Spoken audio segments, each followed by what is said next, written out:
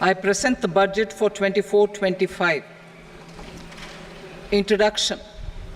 The people of India have reposed their faith in the government led by Honorable Prime Minister Shri Narendra Modi and re-elected it for a historic third term under his leadership.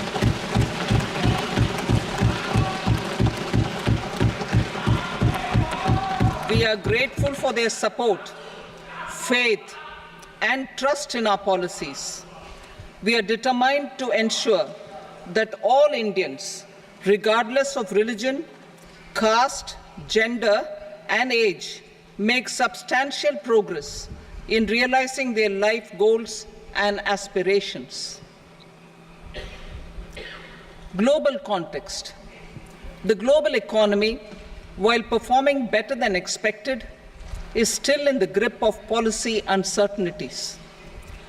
Elevated asset prices, political uncertainties, and shipping disruptions continue to pose significant downside risks for growth and upside risks to inflation. In this context, India's economic growth continues to be the shining exception and will remain so in the years ahead.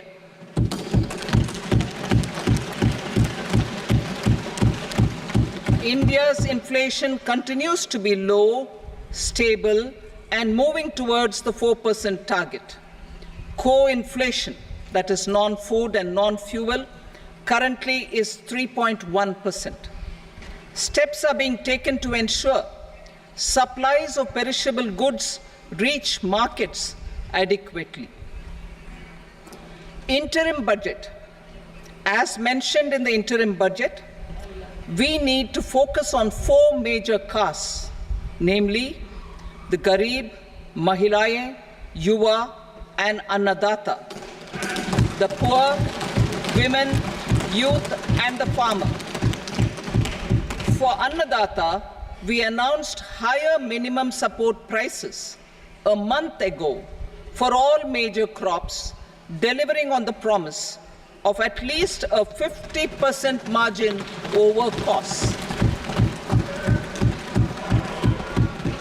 Pradhan Mantri Garib Kalyan Anna Yojana was extended for 5 years, benefiting more than 80 crore people. Administrative actions for approval and implementation of various schemes announced in the interim budget are well underway. The required allocations have been made. Budget theme. Turning attention to the full year and beyond in this budget, we particularly focus on employment, skilling, MSMEs, and the middle class. I am happy to announce the Prime Minister's package of 5 schemes and initiatives to facilitate employment, skilling, and other opportunities for 4.1 crore youth over a 5-year period, with a central outlay of 2 lakh crore rupees. I will speak about them shortly, while more details may be seen in the annexure. This year, I've made a provision of 1.48 lakh rupees, 1.48 lakh crore rupees for education, employment, and skilling. Budget priorities. The people have given a unique opportunity to our government to take the country on the path of strong development and an all-round prosperity. In the interim budget, we promise to present a detailed roadmap for our pursuit of Vikasit Bharat, in line with the strategy set out in the interim budget. This budget envisages sustained efforts on the following 9 priorities for generating ample opportunities for all. Number 1, productivity and resilience in agriculture. Number 2, employment and skilling. Number 3, inclusive human resource development and social justice. 4, manufacturing and services. 5, urban development. 6, energy security. 7, infrastructure. 8, innovation, research and development. And 9, next generation reforms. Subsequent budgets will build on these and add more priorities and actions. A more detailed formulation will be carried out as part of the economic policy framework about which I will speak later in this speech. This budget details some of the specific actions to be initiated in the current year towards fulfillment of these priorities, with potential for transformative changes. The budget also covers some of the previously made announcements with intent to strengthen them and step up their implementation for expediting our journey towards the goal of Viksit Bharat. Priority 1, productivity and resilience in agriculture. Transforming agricultural research. Our government will undertake a comprehensive review of the agricultural research setup to bring the focus on raising productivity and developing climate-resilient varieties. Funding will be provided in challenge mode, including to the private sector. Domain experts, both from the government and outside, will oversee the conduct of such research. Release of new varieties. New 109 high-yielding and climate-resilient varieties of 32 field and horticultural crops will be released for cultivation by farmers. Natural farming. In the next 2 years, 1 crore farmers across the country will be initiated into natural farming, supported by certification and branding. Implementation will be through scientific institutions and willing gram panchayats. 10,000 need-based bio-input resource centers will be established. Missions for pulses and oilseeds. For achieving self-sufficiency in pulses and oilseeds, we will strengthen their production, storage, and marketing. As announced in the interim budget, a strategy is being put in place to achieve Atmanirbharta for oilseeds such as mustard, groundnut, sesame, soybean, and sunflower. Vegetable production and supply chains. Large-scale clusters for vegetable production will be developed closer to major consumption centers. We will promote farmer-producer organizations, cooperatives, and startups for vegetable supply chains, including for collection and storage and marketing. Digital public infrastructure for agriculture. Buoyed by the success of the pilot project, our government, in partnership with the states, will facilitate the implementation of the digital public infrastructure in agriculture for coverage of farmers and their lands in 3 years. During this year, digital crop survey for Kharif using the DPI will be taken up in 400 districts. The details of 6 crore farmers and their lands will be brought into the farmer and land registries. Further, the issuance of Jan Samarth based Kisan credit cards will be enabled in 5 states. Shrimp production and export. Financial support for setting up a network of nucleus breeding centers for shrimp brood stocks will be provided. Financing for shrimp farming, processing, and export will be facilitated through NABARD. National cooperation policy.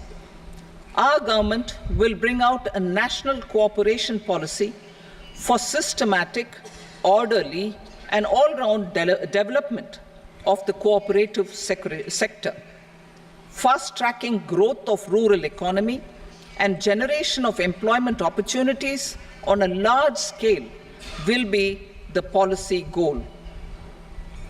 This year, I have made a provision of 1.52 lakh crore rupees for agriculture and allied sectors.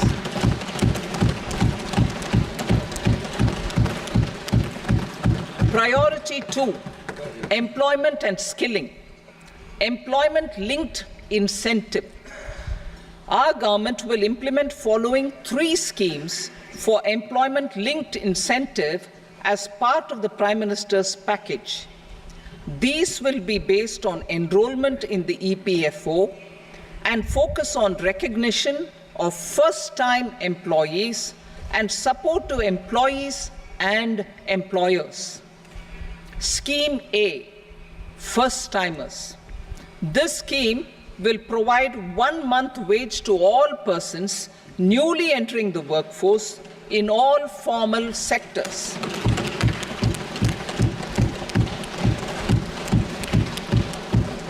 Direct benefit transfer of 1 month's salary in 3 installments to first-time employees as registered in the EPFO will be up to 15,000 rupees. The eligibility limit will be a salary of 1 lakh per month. The scheme is expected to benefit 210 lakh youths.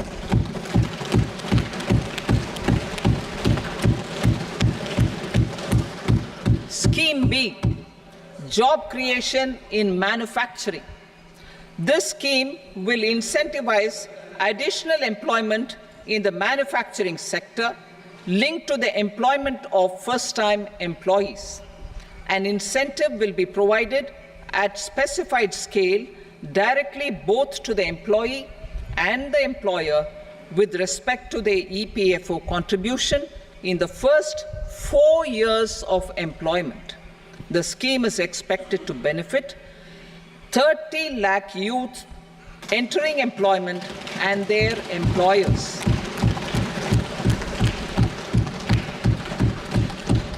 Scheme C, support to employers. This employer-focused scheme will cover additional employment in all sectors. All additional employment within a salary of 1 lakh rupee per month will be counted. The government will reimburse to employers up to 3,000 rupees per month for 2 years towards the EPFO contribution for each additional employee. The scheme is expected to incentivize additional employment of 50 lakh persons.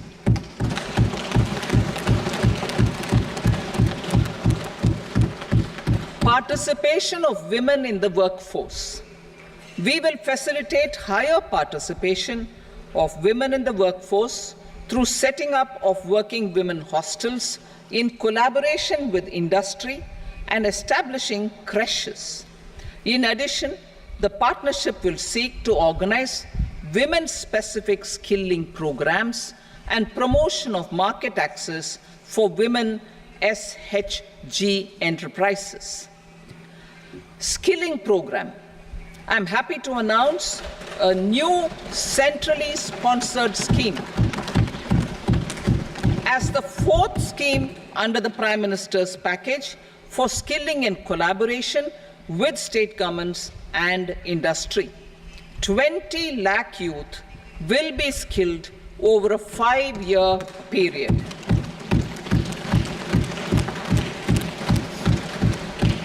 "1,000 industrial training institutes will be upgraded in hub and spoke arrangements with outcome orientation. Course content and design will be aligned to the skill needs of industry, and new courses will be introduced for emerging needs." Skilling loans. The model skill loan scheme will be revised to facilitate loans up to 7.5 lakh rupees with a guarantee from a government-promoted fund. This measure is expected to help 25,000 students every year.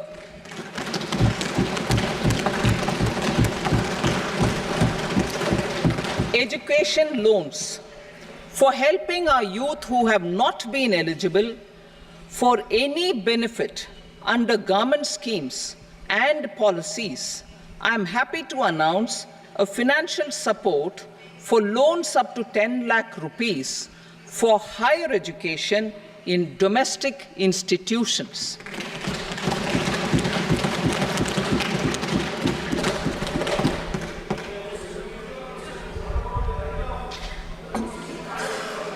E-vouchers for this purpose. E-vouchers for this purpose will be given directly to 1 lakh students every year for annual interest subvention of 3% of the loan amount. Priority 3, inclusive human resource development and social justice, saturation approach. Our government is committed to all-round, all-pervasive, and all-inclusive development of people, particularly farmers, youth, women, and the poor. For achieving social justice comprehensively, the saturation approach of covering all eligible people through various programs, including those for education and health, will be adopted to empower them by improving their capabilities. Implementation of schemes meant for supporting economic activities by craftsmen, artisans, self-help groups, scheduled caste, scheduled tribe, and women entrepreneurs and street vendors such as the PM Vishwakarma, PM Swanidhi, National Livelihood Missions, and Stand Up India will be stepped up. Purvodaya. The states in the eastern part of the country are rich in endowments and have strong cultural traditions. We will formulate a plan, Purvodaya, for the all-round development of the eastern region of the country, covering Bihar, Jharkhand, West Bengal, Odisha, and Andhra Pradesh. This will cover human resource development, infrastructure, and generation of economic opportunities to make the region an engine to attain Vikasit Bharat. On the Amritsar-Kolkata industrial corridor, we will support development of an industrial node at Gaya. This corridor will catalyze industrial development of the eastern region. The industrial node at Gaya will also be a good model for developing our ancient centers of cultural importance into future centers of modern economy. This model shall showcase Vikas B, Virasat B in our growth trajectory. We will also support development of road connectivity projects, namely 1. Patna-Purnia Expressway, 2. Buxar-Bhagalpur Expressway, 3. Bodh Gaya, Rajgir, Vaishali and Darbhanga spurs, and 4. Additional 2-lane bridge over River Ganga at Buxar at a total cost of 26,000 crore rupees.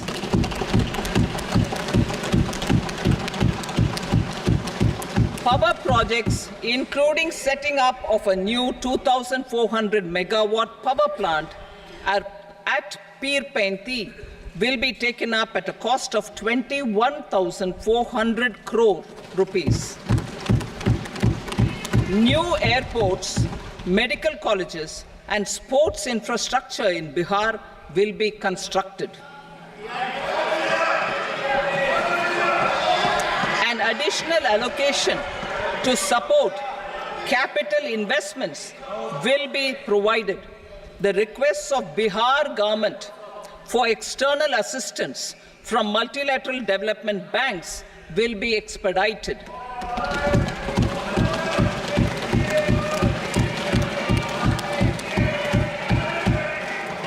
Andhra Pradesh Reorganization Act.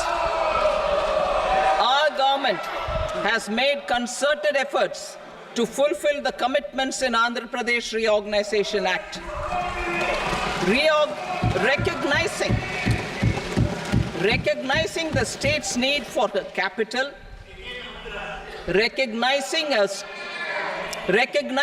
state's need for a capital, we will facilitate special financial support through multilateral development agencies. In the current financial year, 15,000 crore rupees will be arranged with additional amounts in future years.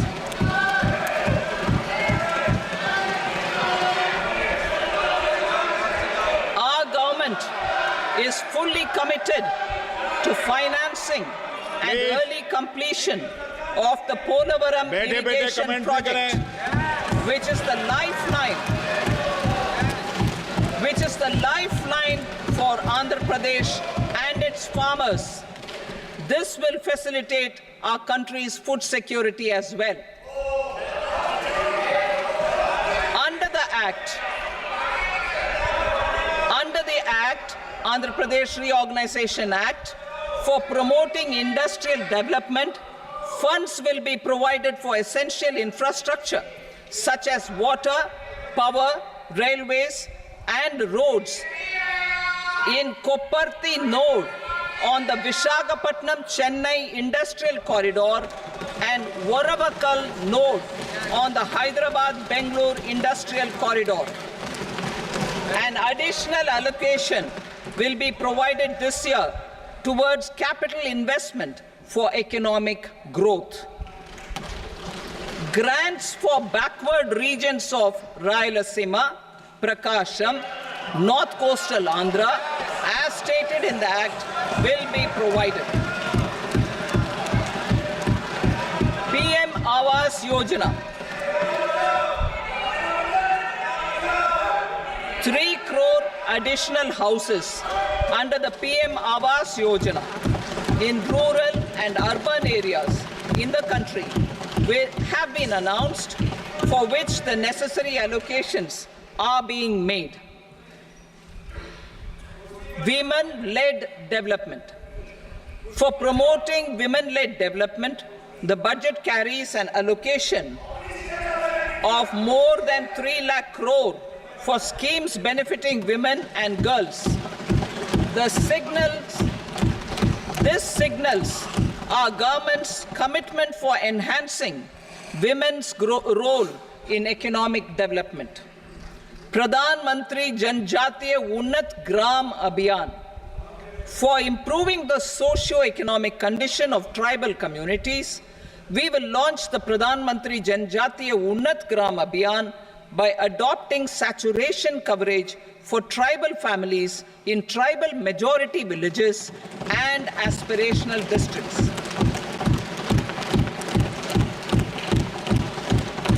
This will cover 63,000 villages, benefiting 5 crore tribal people. Bank branches in northeastern region. More than 100 branches of India Post Payment Bank will be set up in the northeast region to expand the banking services. This year, I have made a provision of 2.66 lakh crore rupees for rural development, including rural infrastructure. Priority 4, manufacturing and services, support for promotion of MSMEs. This budget provides special attention to MSMEs and manufacturing, particularly labor-intensive manufacturing. We have formulated a package covering financing, regulatory changes, and technology support for MSMEs to help them grow and also compete globally, as mentioned in the interim budget. I am happy to announce the following specific measures. Credit guarantee scheme for MSMEs in the manufacturing sector. For facilitating term loans to MSMEs for purchase of machinery and equipment without collateral or third-party guarantee, a credit guarantee scheme will be introduced. The scheme will operate on pooling of credit risks of such MSMEs. A separately constituted self-financing guarantee fund will provide to each applicant guarantee cover up to 100 crore rupees, while the loan amount may be larger. The borrower will have to provide an upfront guarantee fee and an annual guarantee fee on the reducing loan balance. New assessment model for MSME credit. Public sector banks will build their own in-house capability to assess MSMEs for credit instead of relying on external assessment. They will also take a lead in developing or getting developed a new credit assessment model based on the scoring of digital footprints of the MSMEs in the economy. This is expected to be a significant improvement over the traditional assessment of credit eligibility based only on asset or turnover criteria. That will also cover MSMEs without a formal accounting system. Credit support to MSMEs during stress period. I'm happy to announce a new mechanism for facilitating continuation of bank credit to MSMEs during their stress period while being in special mention account, SMA stage, for reasons beyond their control. MSMEs need credit to continue their business and to avoid getting into the NPA stage. Credit availability will be supported through a guarantee from a government-promoted fund. Mudra loans. The limit of Mudra loans will be enhanced to 20 lakh from the current 10 lakh for those entrepreneurs who have availed and successfully repaid previous loans under the Tarun category. Enhanced scope for mandatory onboarding in trades. For facilitating MSMEs to unlock their working capital by converting their trade receivables into cash, I propose to reduce the turnover threshold of buyers for mandatory onboarding on the trades platform from rupees 500 crore to 250 crore rupees. This measure will bring 22 more CPSCs and 7,000 more companies onto the platform. Medium enterprises will also be included in the scope of the suppliers. SIDBI branches in MSME clusters. SIDBI will open new branches to expand its reach to serve all major MSME clusters within 3 years and provide direct credit to them. With the opening of 24 such branches this year, the service coverage will expand to 168 out of 242 major clusters. MSME units for food irradiation, quality and safety testing. Financial support for setting up of 50 multi-product food irradiation units in the MSME sector will be provided. Setting up of 100 food quality and safety testing labs with NABL accreditation will be facilitated. E-commerce export hubs. To enable MSMEs and traditional artisans to sell their products in international markets, e-commerce export hubs will be set up in public-private partnership mode. These hubs, under a seamless regulatory and logistic framework, will facilitate trade and export-related services under one roof. Measures for promotion of manufacturing and services. Internship in top companies. As the fifth scheme under Prime Minister's package, our government will launch a comprehensive scheme for providing internship opportunities in 500 top companies to 1 crore youth in 5 years. They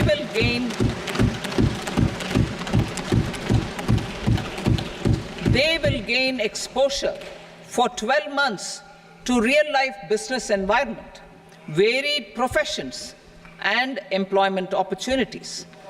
An internship allowance of 5,000 per month, 5,000 rupees per month, along with a one-time assistance of 6,000 rupees will be provided. Companies will be expected to bear the training cost and 10% of their internship cost from their CSR funds. Industrial parks. Our government will facilitate development of investment-ready, plug-and-play industrial parks with complete infrastructure in or near 100 cities in partnership with the states and private sector by better using town planning schemes. 12 industrial parks under the National Industrial Corridor Development Program also will be sanctioned.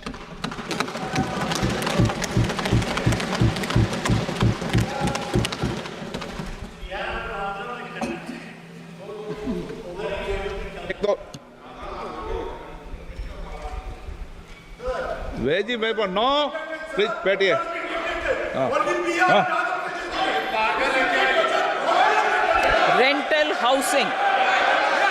Rental housing with dormitory type accommodation for industrial workers will be, just 1 minute. Rental housing, I repeat, rental housing with dormitory type accommodation for industrial workers will be facilitated in PPP mode with VGF support and commitment from anchor industries. Shipping industry, ownership, leasing, and flagging reforms will be implemented to improve the share of Indian shipping industry and generate more employment. Critical mineral mission.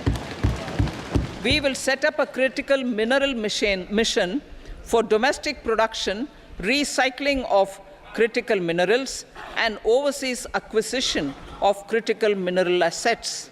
Its mandate will include technology development, skilled workforce, extended producer responsibility framework, and a suitable financing mechanism. Offshore mining of minerals. Our government will launch the auction of the first tranche of offshore blocks for mining, building on the exploration already carried out. Digital public infrastructure applications. Turning to the services sector, I propose development of DPI applications at population scale for productivity gains, business opportunities, and innovation by the private sector. These are planned in the areas of credit, e-commerce, education, health, law and justice, logistics, MSME service delivery, and urban governance. Integrated technology platform for IBC ecosystem. An integrated technology platform will be set up for improving the outcomes under the Insolvency Bankruptcy Code for achieving consistency, transparency, timely processing, and better oversight for all stakeholders. Voluntary closure of LLPs.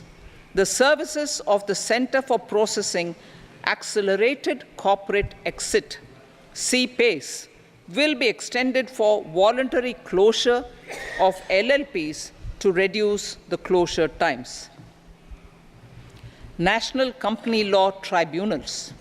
The IBC has resolved more than 1,000 companies, resulting in direct recovery of 3.3 lakh crore to creditors. 3.3 lakh crore rupees to creditors. In addition, 28,000 cases involving over 10 lakh crore rupees have been disposed of even prior to admission. Appropriate changes to the IBC, reforms and strengthening of the tribunal and appellate tribunals will be initiated to speed up insolvency resolution. Additional tribunals will be established. Out of those, some will be notified to decide cases exclusively under the Companies Act. Debt recovery. Steps for reforming and strengthening debt recovery tribunals will be taken. Additional tribunals will be established to speed up recovery. Priority 5, urban development. Cities as growth hubs. Working with states, our government will facilitate development of cities as growth hubs. This will be achieved through economic and transit planning and orderly development of peri-urban areas utilizing town planning schemes. Creative redevelopment of cities. For creative brownfield redevelopment of existing cities with a transformative impact, our government will formulate a framework for enabling policies, market-based mechanisms, and regulation. Transit-oriented development. Transit-oriented development plans for 14 large cities with a population above 30 lakh will be formulated, along with an implementation and financing strategy. Urban housing. Under the PM Awas Yojana, Urban 2.0, housing needs of 1 crore urban poor and middle-class families will be addressed with an investment of 10 lakh crore rupees. This will include the central assistance of 2.2 lakh crore rupees in the next 5 years. A provision of interest subsidy to facilitate loans at affordable rates is also envisaged. In addition, enabling policies and regulations for efficient and transparent rental housing markets with enhanced availability will also be put in place. Water supply and sanitation. In partnership with state governments and multilateral development banks, we will promote water supply, sewage treatments, and solid waste management projects and services for 100 large cities through bankable projects. These projects will also envisage use of treated water for irrigation and filling up of tanks in nearby areas. Street markets. Building on the success of PM Swanidhi scheme in transforming the lives of street vendors, our government envisions a scheme to support each year over the next 5 years the development of 100 weekly hearts or street food hubs in select cities. Stamp duty. We will encourage states which continue to charge high stamp duty to moderate the rates for all and also consider further lowering duties for properties purchased by women. This reform will be made an essential component of urban development schemes. Priority 6, energy security, energy transition. In the interim budget, I had announced our strategy to sustain high and more resource-efficient economic growth, along with the energy security in terms of availability, accessibility, and affordability. We will bring out a policy document on appropriate energy transition pathways that balances the imperatives of employment, growth, and environmental sustainability. PM Surya Ghar Muft Bijli Yojana. PM Surya Ghar Muft Bijli Yojana. In line with the announcement in the interim budget,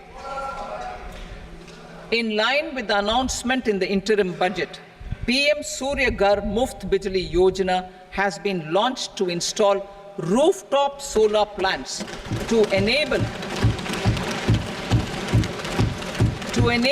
1 crore households obtain free electricity up to 300 units every month. The scheme has generated remarkable response with more than 1.28 crore registrations and 14 lakh applications, and we will further encourage it. Pumped storage policy. A policy for promoting pumped storage projects will be brought out for electricity storage and facilitating smooth integration of the growing share of renewable energy with its variable and intermittent nature in the overall energy mix. Research and development of small and modular nuclear reactors. Nuclear energy is expected to form a very significant part of the energy mix for Viksit Bharat. Towards that pursuit, our government will partner with the private sector for 1. Setting up Bharat Small Reactors, 2. Research and development of Bharat Small Modular Reactor, and 3. Research and development of newer technologies for nuclear energy. The R&D funding announced in the interim budget will be made available for this sector also. Advanced ultra supercritical thermal power plants. The development of indigenous technology for advanced ultra supercritical thermal power plants with much higher efficiency has been completed. A joint venture between NTPC and BHEL will set up a full-scale 800 megawatt commercial plant using AUSC technology. The government will provide the required fiscal support. Moving forward, development of indigenous capacity for the production of high-grade steel and other advanced metallurgy materials for these plants will result in strong spin-off benefits for the economy. Roadmap for hard-to-abate industries. A roadmap for moving the hard-to-abate industries from energy efficiency targets to emission targets will be formulated. Appropriate regulations for transition of these industries from the current perform, achieve, and trade mode to Indian carbon market mode will be put in place. Support to traditional micro and small industries.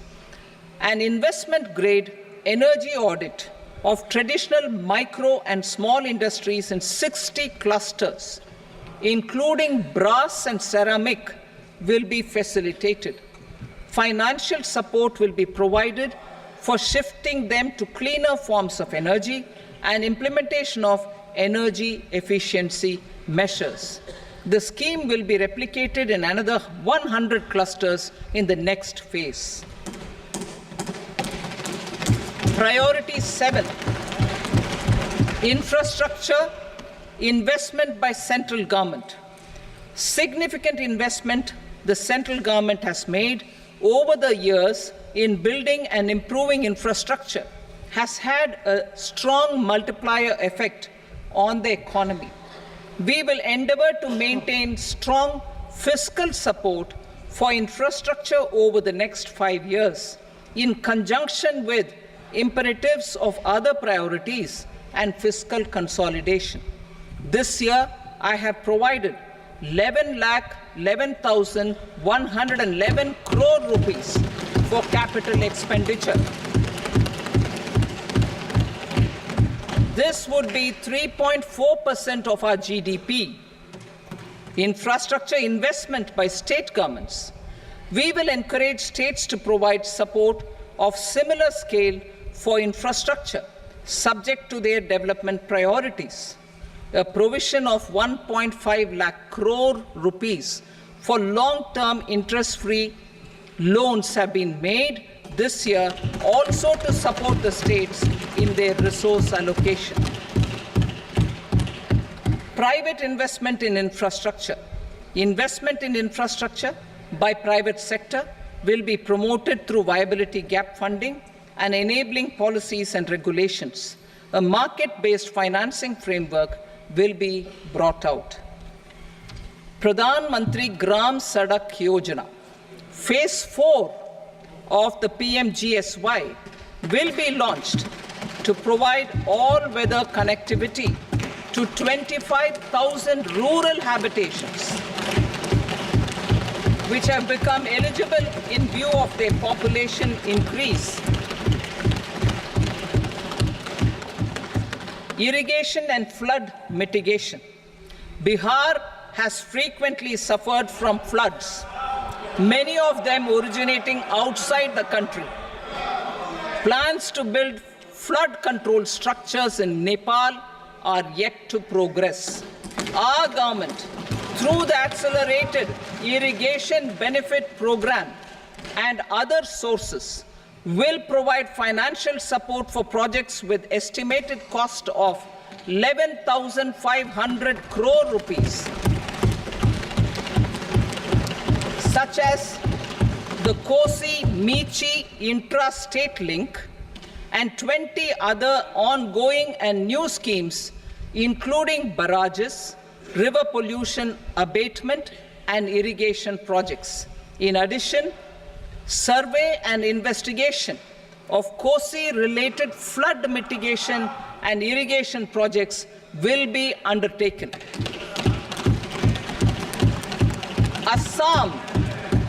Assam grapples with floods every year by the Brahmaputra River and its tributaries originating outside India.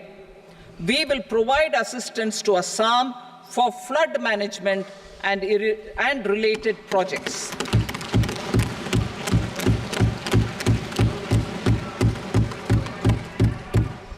Himachal Pradesh suffered extensive losses due to floods last year. Our government will provide assistance to the state for reconstruction and rehabilitation through multilateral development assistance.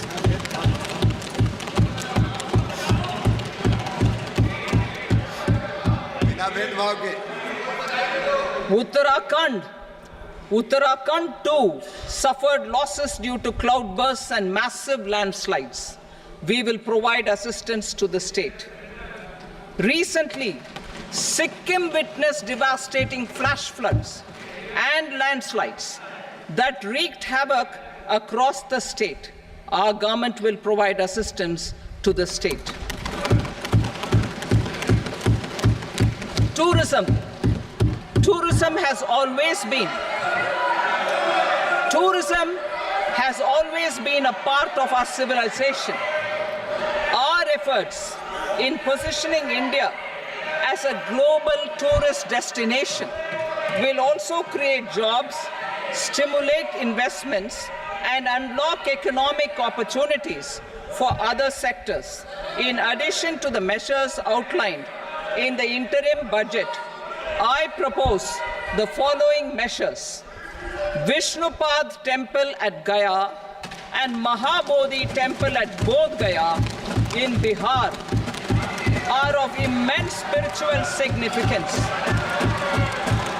Comprehensive development of Vishnupad Temple Corridor and Mahabodhi Temple Corridor will be supported, modeled on the successful Kashi Vishwanath Temple Corridor to transform them into world-class pilgrim and tourist destinations. Rajgir holds immense religious significance for Hindus, Buddhists, and Jains. The 20th Tirthankara Muniswarata temple in the Jain temple complex is ancient. The Saptarishi, or the 7 hot springs, form a warm water Brahmkund that is sacred. A comprehensive development initiative for Rajgir will be undertaken. government will support the development of Nalanda as a tourist center, besides reviving Nalanda University to its glorious stature. Odisha's scenic beauty, temples, monuments, craftsmanship, wildlife sanctuaries, natural landscapes, and pristine beaches make it an ultimate tourism destination. Our government will provide assistance for their development to Odisha as well. Priority 8, innovation, research and development. We will operationalize the Anusandhan National Research Fund for basic research and prototype development. Further, we will set up a mechanism for spurring private sector-driven research and innovation at commercial scale with a financing pool of 1 lakh crore rupees in line with the announcement in the interim budget. Space economy. With our continued emphasis on expanding the space economy by 5 times in the next 10 years, a venture capital fund of 1,000 crore rupees will be set up. Priority 9, next generation reforms. Economic policy framework. We will formulate an economic policy framework to delineate the overarching approach to economic development and set the scope of the next generation of reforms for facilitating employment opportunities and sustaining high growth. Our government will initiate and incentivize reforms for 1. Improving productivity of factors of production, and 2. Facilitating markets and sectors to become more efficient.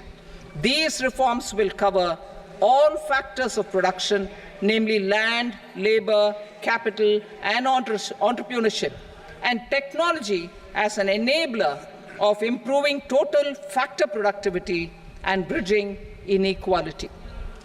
Effective implementation of several of these reforms requires collaboration between the center and the states and building consensus as development of the country lies in development of the states. For promoting competitive federalism and incentivizing states for faster implementation of reforms, I propose to earmark a significant part of the 50-year interest-free loan. Working with the states, we will initiate the following reforms.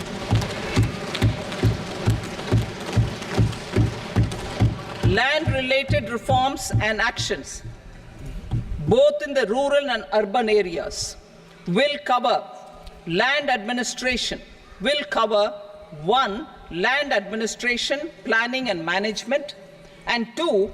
Urban planning usage and building bylaws. These will be incentivized for completion within the next 3 years through appropriate fiscal support. Rural land-related actions. Rural land-related actions will include 1. Assignment of unique land parcel identification number, UL PIN, or Bhu Aadhaar for all lands. 2. Digitization of cadastral maps. 3. Survey of subdivisions, survey of map subdivisions as per current ownership. 4. Establishment of land registry. And 5. Linking to the farmers registry. These actions will also facilitate credit flow and other agricultural services. Urban land-related actions. Land records in urban areas will be digitized with GIS mapping. An IT-based system for property record administration, updating, and tax administration will be established. These will also facilitate improving the financial position of urban local bodies. Labor-related reforms. Services to labor. Our government will facilitate the provision of a wide array of services to labor, including those for employment and skilling. A comprehensive integration of e-Shram portal with other portals will facilitate such one-stop solution, open architecture databases for the rapidly changing labor market, skill requirements, and available job roles, and a mechanism to connect job aspirants with potential employers and skill providers will be covered in these services. Shram Suvidha and Samadhan portal. Shram Suvidha and Samadhan portal will be revamped to enhance ease of compliance for industry and trade. Capital and entrepreneurship related reforms, financial sector vision and strategy. For meeting financing needs of the economy, our government will bring out a financial sector vision and strategy document to prepare the sector in terms of size, capacity, and skills. This will set the agenda for the next 5 years and guide the work of the government, regulators, financial institutions, and market participants. Taxonomy for climate finance. We will develop taxonomy for climate finance for enhancing the availability of capital for climate adaptation and mitigation. This will support achievement of the country's climate commitments and green transition. Variable capital company structure. We will seek the required legislative approval for providing an efficient and flexible mode for financing leasing of aircrafts and ships and pooled funds of private equity through a variable company structure.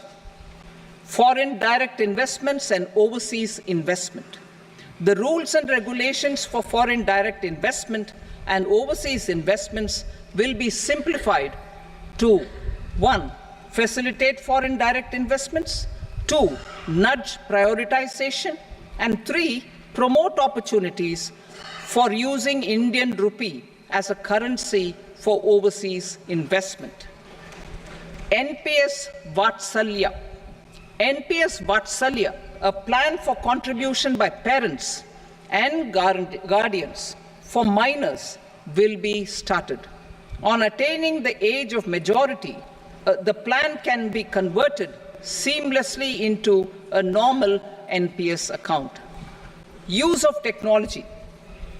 We have successfully used technology for improving productivity and bridging inequality in our economy during the past 10 years.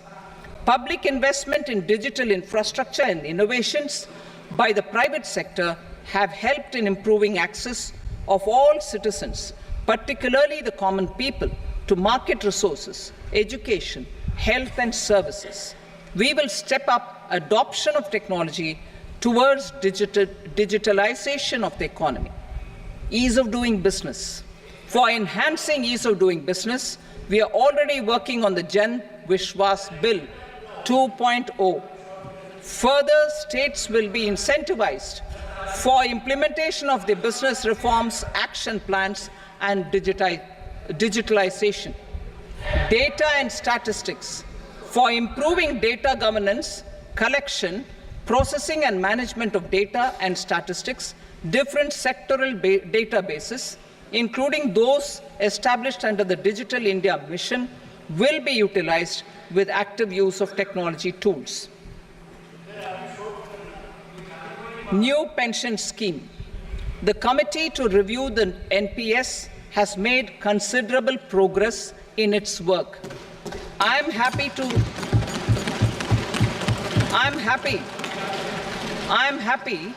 that the staff side of the National Council of the Joint Consultative Machinery for Central Government Employees has taken a constructive approach. A solution will be evolved which addresses the relevant issues while maintaining fiscal prudence to protect the common citizens. Budget estimates for 24-25. For the year 24-25, total receipts other than borrowings and the total expenditure are estimated at 32.07 lakh crore rupees and 48.21 lakh crore rupees respectively. The net tax receipts are estimated at 25.83 lakh crore rupees. The fiscal deficit is estimated at 4.9% of the GDP. The gross and the net market borrowings through dated securities during 24-25 are estimated at 14.01 lakh crore rupees and 11.63 lakh crore rupees respectively. Both will be less than that in 23-24. The fiscal consolidation path announced by me in 2021 has served our economy very well, and we aim to reach the deficit below 4.5% next year. The government is committed to staying the course. From 2026-27 onwards, our endeavour will be to keep the fiscal deficit each year such that the central government's debt will be on a declining path as percentage of GDP. I will now move to Part B.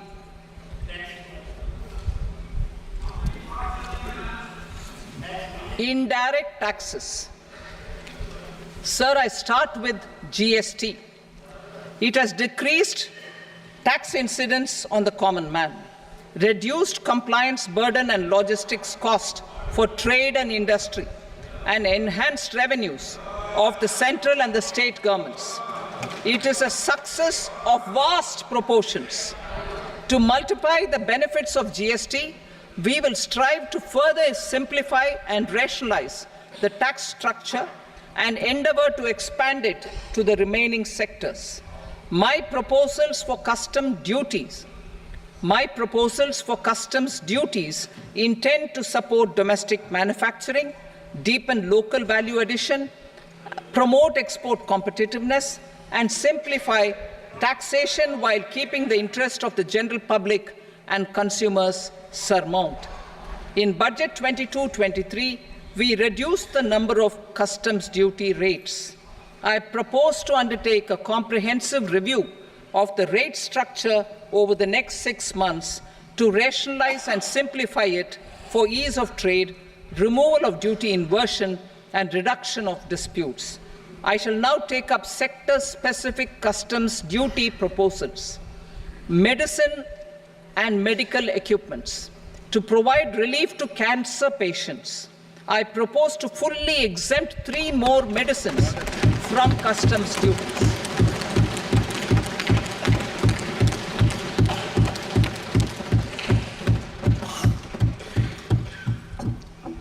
I also propose changes in the BCD on X-ray tubes and flat panel detectors for use in medical X-ray machines under the phased manufacturing program so as to synchronize them with the domestic capacity addition.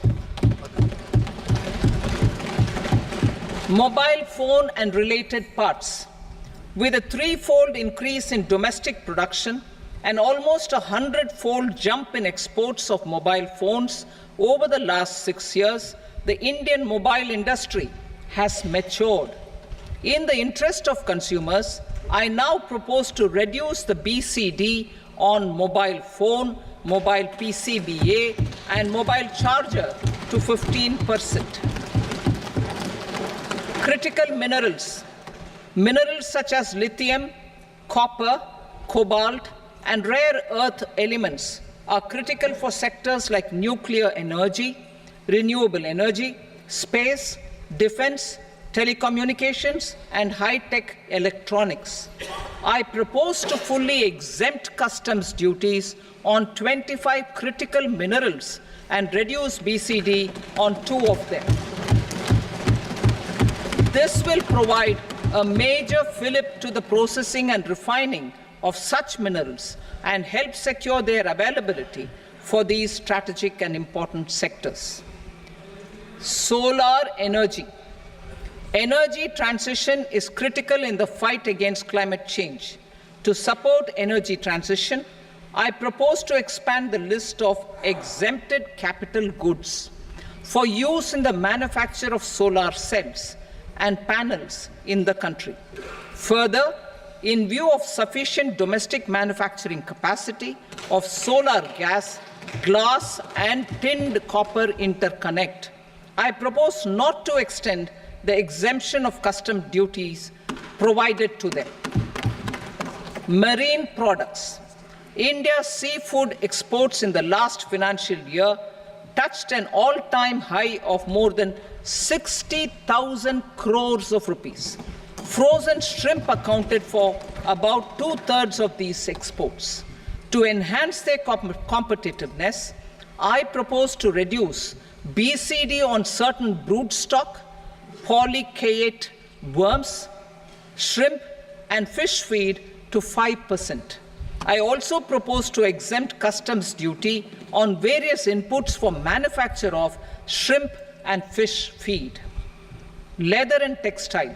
Similarly, to enhance the competitiveness of exports in the leather and textile sectors, I propose to reduce BCD on real down-filling material from duck or goose.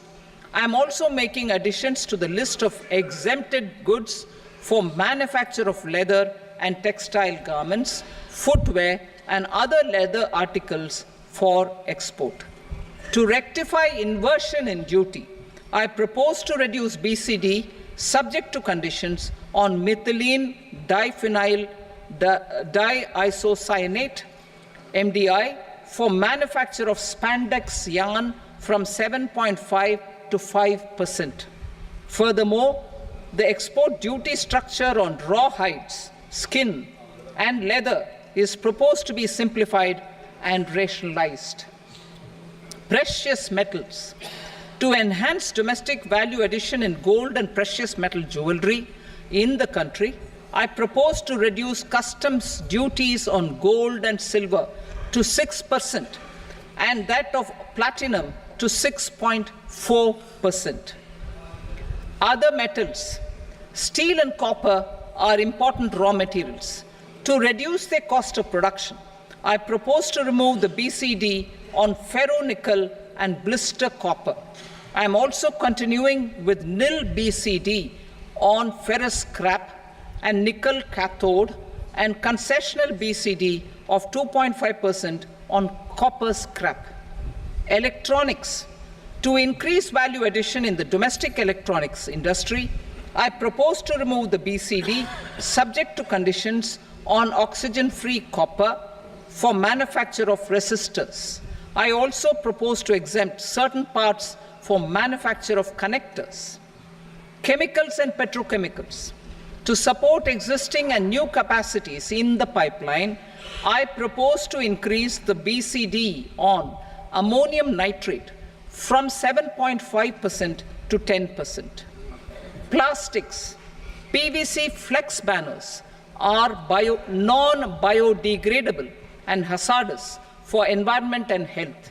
To curb their imports, I propose to raise the BCD on them from 10 to 25%. Telecommunication equipment.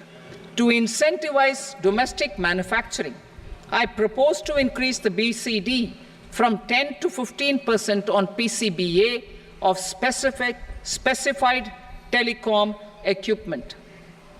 Trade facilitation. To promote domestic aviation and boat and ship MRO, I propose to extend the period for export of goods imported for repairs from 6 months to 1 year. I'll read that again. To promote domestic aviation and boat and ship maintenance, repair and operations, I propose to extend the period for export of goods imported for repairs from 6 months to 1 year. In the same vein, I propose to extend the time limit for re-import of goods for repairs under warranty from 3 to 5 years. I now move to direct taxes. We will continue our efforts to simplify taxes, improve taxpayer services, provide tax certainty, and reduce litigation while enhancing revenues for funding the development and welfare schemes of the government.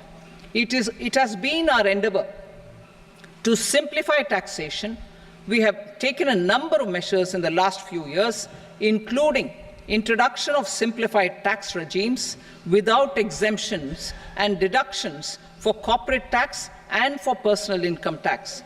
This has been appreciated by taxpayers. 58% of corporate tax came from the simplified tax regime in the financial year 22-23. Similarly, as per data available till now, for the last fiscal, more than 2/3 have availed the new personal income tax regime. Comprehensive review of the Income Tax Act. I am now announcing a comprehensive review of the Income Tax Act 1961. The purpose is to make the Act concise, lucid, easy to read and understand. This will reduce disputes and litigation, thereby providing tax certainty to the taxpayers. I will also bring down the demand embroiled in litigation. It is proposed to be completed in 6 months. A beginning is being made in the Finance Bill by simplifying the tax regime for charities, TDS rate structures, provisions of reassessment and such provisions, and capital gains taxation. Simplification for charities and TDS. Two tax exemption regimes. The two tax exemption regimes for charities are proposed to be merged into one. The 5% TDS rate on many payments is being merged into the 2% TDS rate, and the 20% TDS rate on repurchase of units by mutual funds or UTI is being withdrawn. TDS rate on e-commerce operators is proposed to be reduced from 1 to 0.1%. Moreover, credit of TCS is proposed to be given in the TDS to be deducted on salary. Further, I propose to decriminalize delay for payment of TDS up to the due date of filing statement for the same. I also plan to provide a standard operating procedure for TDS defaults and simplify and rationalize the compounding guidelines for such defaults. Simplification of reassessment.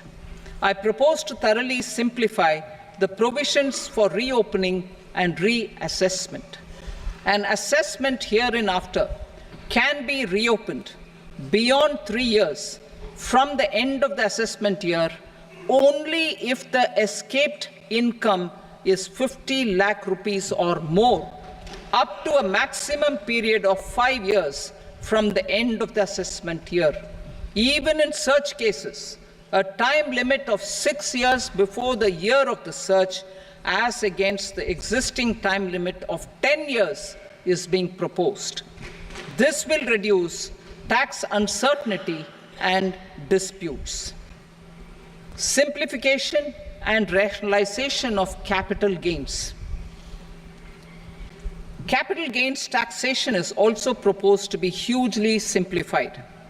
Short-term gains on certain financial assets shall henceforth attract a tax rate of 20%, while that on all other financial assets and all non-financial assets shall continue to attract the applicable tax rate. Long-term gains on all financial and non-financial assets, on the other hand, will attract a tax rate of 12.5%.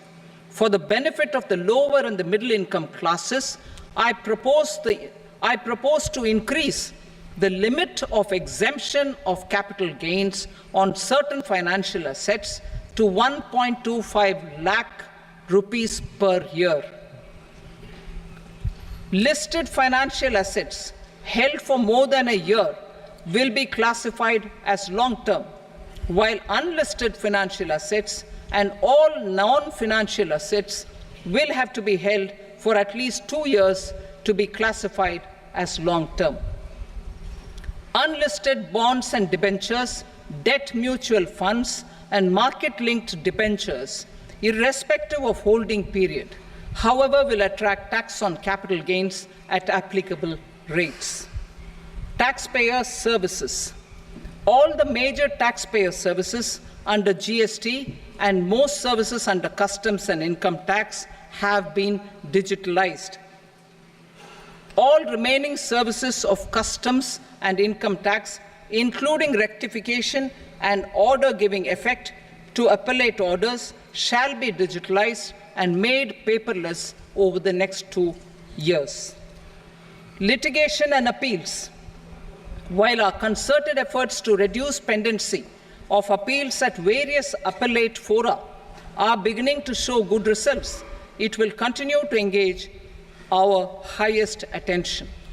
To dispose of the backlog of first appeals, I plan to deploy more officers to hear and decide such appeals, especially those with large tax effect. For resolution of certain income tax disputes pending in appeal, I am also proposing Vivad Se Vishwas Scheme 2024.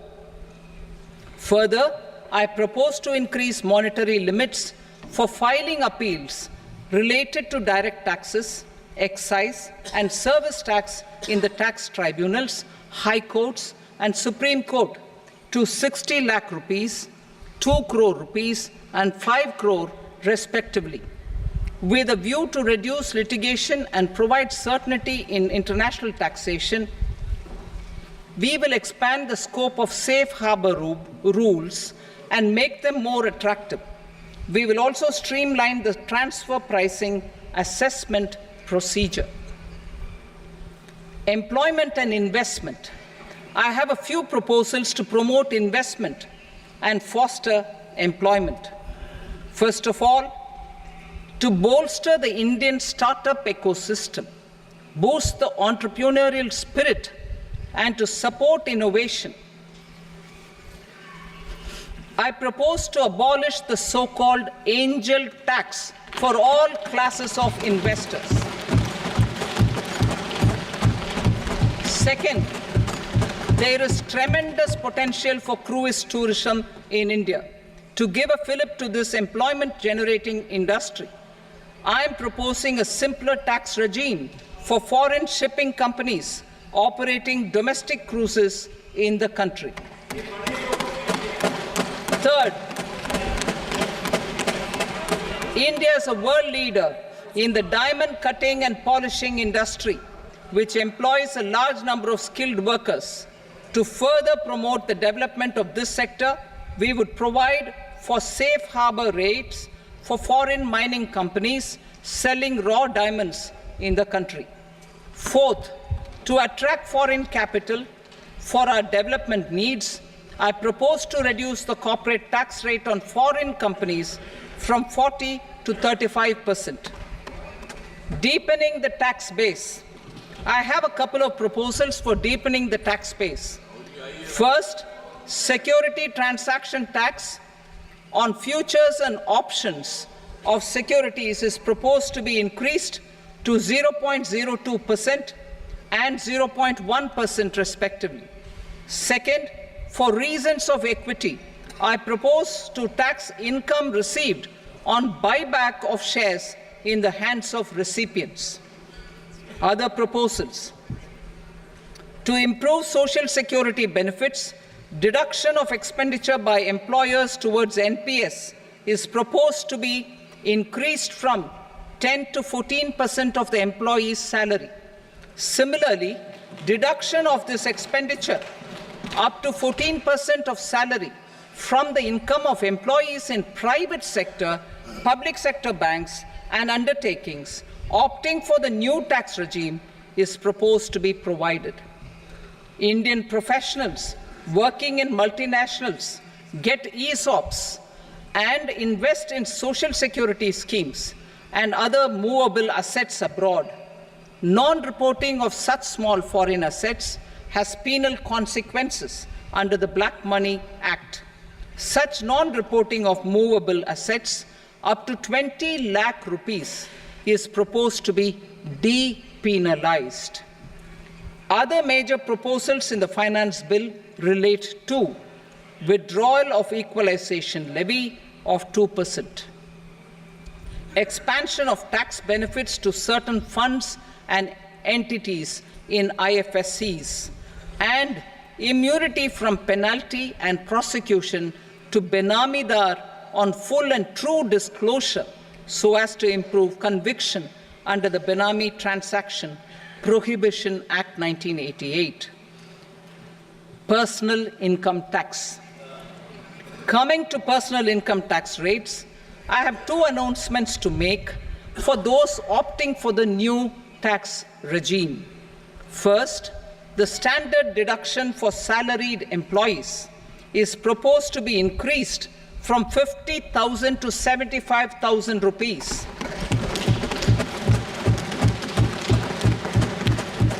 Similarly, deduction on family pension for pensioners is proposed to be enhanced from 15,000 to 25,000 rupees. This will provide relief to about 4 crore salaried individuals and pensioners.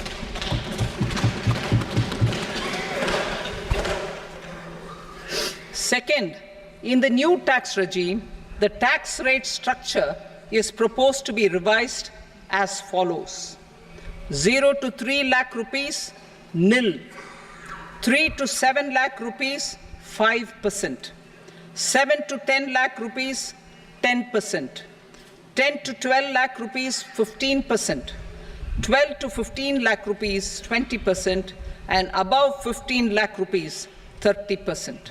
As a result of these changes, a salaried employee in the new tax regime stands to save up to 17,500 rupees in income tax.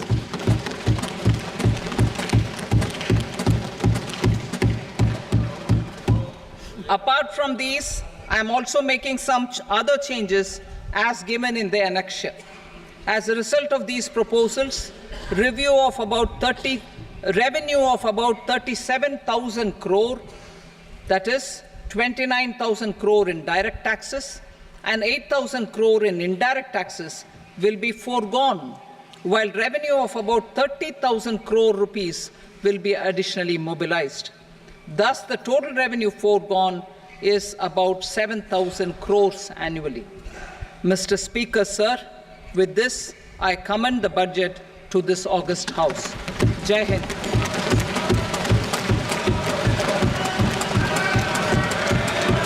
Item number 2. Item number 2.